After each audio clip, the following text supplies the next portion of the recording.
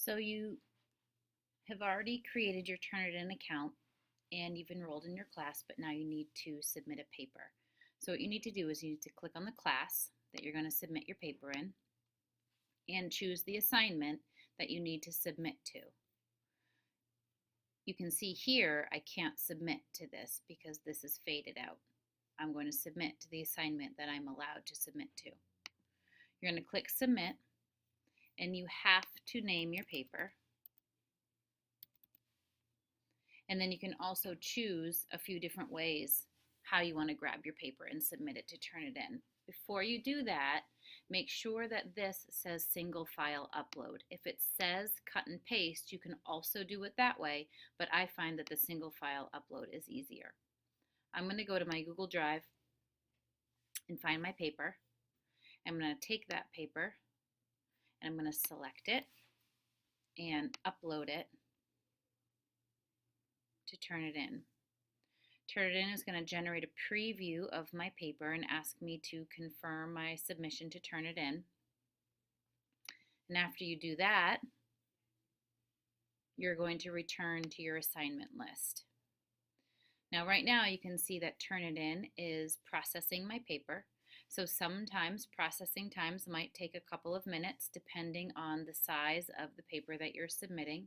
But when you are allowed to view it, you can click the view button and that will load the document. Now what Turnitin is going to do for you is it's going to give you a percentage of similarity. The similarity determines how similar your paper is to content on the web. So therefore, the higher the score, the more similar your paper is out there to something else on the web. So ideally, you're looking to get a lower score. But something important to remember is that Turnitin cannot detect plagiarism. All it can do is find things that are similar in your paper to other things out there on the web. It's up to you to determine, based on the matches that Turnitin finds, if you need to go back and revise your work to make it a stronger paper. So make sure that you click on the word originality, and that is then going to generate the report that you can actually view and see exactly the sources that yours matched on the web. Now you can see I went in and I intentionally copy and pasted multiple paragraphs so you can see what it looks like. And what Turnitin did is it made exact matches of where I took information from. So number one, this entire paragraph, Turnitin is telling me this was from Wikipedia. And in fact, that's exactly where I copy and pasted it from. Number two, this paragraph is from a website called 123 Help Me.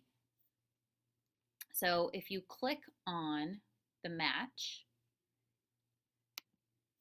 it will show you exactly in Wikipedia or the source the exact match that it made from your paper to the source out there on the web.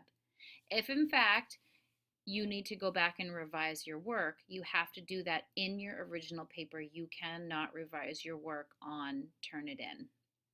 This is only for looking at the report. There are a couple different options that you can manipulate your paper to look at your report, and that function is down at the bottom of the screen. There is a picture of a funnel. That funnel is going to enable you to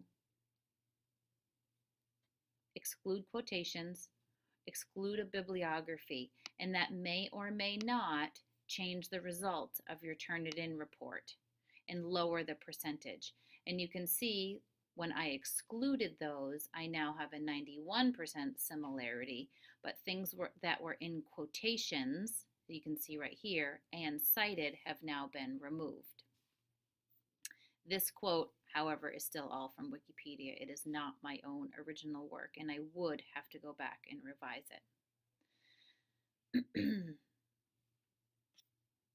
You can save this and print it, and you may or may not, based on the settings that your teacher has provided for your assignment, submit your paper again after you do the revisions and look at your paper again and turn it in, or you may not. That's going to be a discussion that you have in class with your teacher to determine how she set up or he set up the class.